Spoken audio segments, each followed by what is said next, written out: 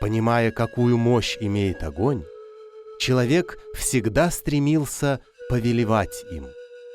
Он восхвалял дух огня, дух матери огня, все его семейство, прародителей и детей. Обращался к огню как к живой субстанции, умолял, заговаривал его.